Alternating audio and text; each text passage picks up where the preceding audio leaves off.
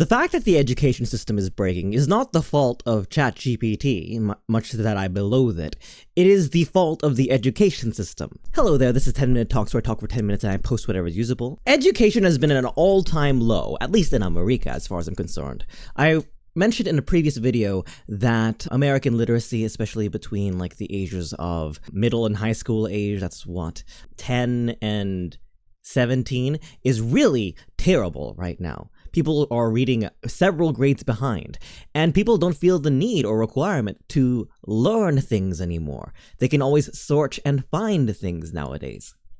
Similarly, I have eavesdropped on several conversations in the college where people are trying to advocate for ChatGPT to their peers, which honestly scares me a great deal. This is a place of pure academic honesty. And here they are going, oh yes, no, it writes everything for you. You don't even need to search or check it or anything like that. And that really breaks my heart. It breaks my heart because I personally think that there is a joy in learning in general, a joy that is stamped upon by the education system because we need to do it well enough to receive accolade, and we don't enjoy learning for learning's sake. But that's not the question here or there.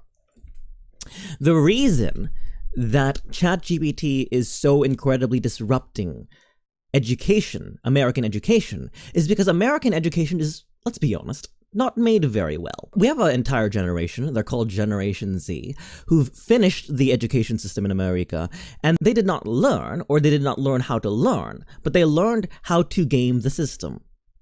They learned how to give the answers that people wanted of them. Right? When you are given a question, a free write question, a small essay question, we are taught the makings of how to communicate properly. And that means if you're given the question, how did Hannibal cross the Alps? We are taught, okay, this is how you organize your answer. Hannibal crossed the Alps by doing this, this, and this. In this essay, I will show you this, this, and this, right? Which I think in and of itself isn't terrible. We are still learning how to create an argument, a point. However, it breaks down when we automate that. It breaks down when what we teach our kids can be so easily accomplished by something like predictive text, which has analyzed the whole of human interaction, conversation, and literature in order to basically say, one foot after the other, what is the most likely word after this one. That's how ChatGPT works. It doesn't work by pulling information from the ether or consulting a hyper-intelligence held only by the developers of OpenAI. No, ChatGPT is built entirely off of the same technology that you use to make a fake message on your iPhone. Your iPhone gives you 3 options in the predictive text pile, and the more you write, the more informed it is by what is likely next. It is the same thing as if you were to just continue pressing the first button in the text suggestions. There doesn't necessarily need to be continuity behind it. It is just likelihood of what's coming after the other. And these things may be informed by source texts wherein the information is right,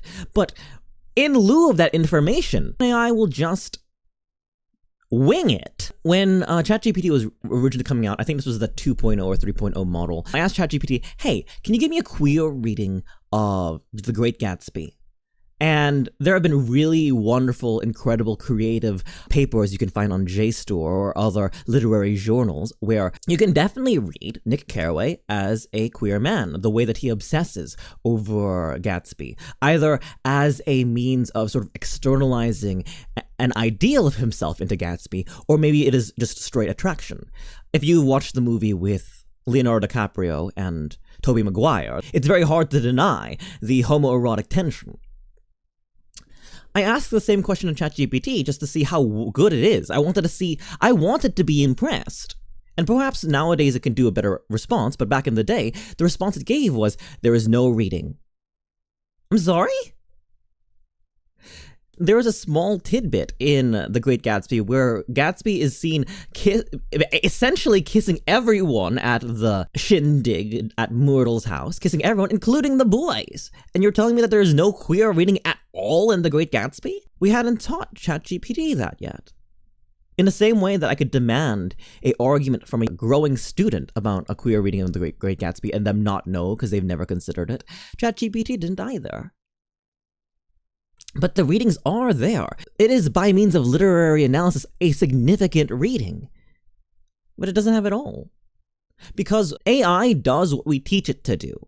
It doesn't develop or create its own ideas just yet. And even if it does, those ideas are spawned off of a host of data that we give it, which is not too different from how a human learns, but that's neither here nor there. The reason that ChatGPT is ruining education is because we don't demand more of our kids than writing these rote essays, these essays that don't demonstrate applied learning but just theory entirely. If you wanted to fix that, I would recommend a Socratic seminar where people make their own study guides and essentially debate each other over 2 different points. I would recommend maybe a field test of 200 words. 200 well-chosen words are so much better than 3, 4, 10 pages of guff. There are so many ways that we can meaningfully test our kids in a way that isn't exploitable by ChatGPT. To give you some very early AI history, I recall Microsoft Tay, which was Microsoft's first attempt since like Cleverbot and all those other like foreshow the Mechanical Turk vibes of artificial intelligence. Microsoft Tay was Microsoft's first attempt at creating AI. It was a new, novel, young language program that we basically poured different conversations and text into, and then humanity ruined it. And then people on 4chan began feeding it anti-Semitic and racist remarks, and all of a sudden, it started being able to speak primarily and only in that. And so Microsoft killed Tay because they were taught the wrong things and could not be a liability to them. To this day, I'm heartbroken. I know that the tide has changed for our hope around AI, but I was very, very hopeful around Tay, and it made me very, very sad. Humans don't ruin things better than the very mechanisms and structures that they build for themselves. That's the problem with being flawed. Ding, ding, ding, 10 minutes.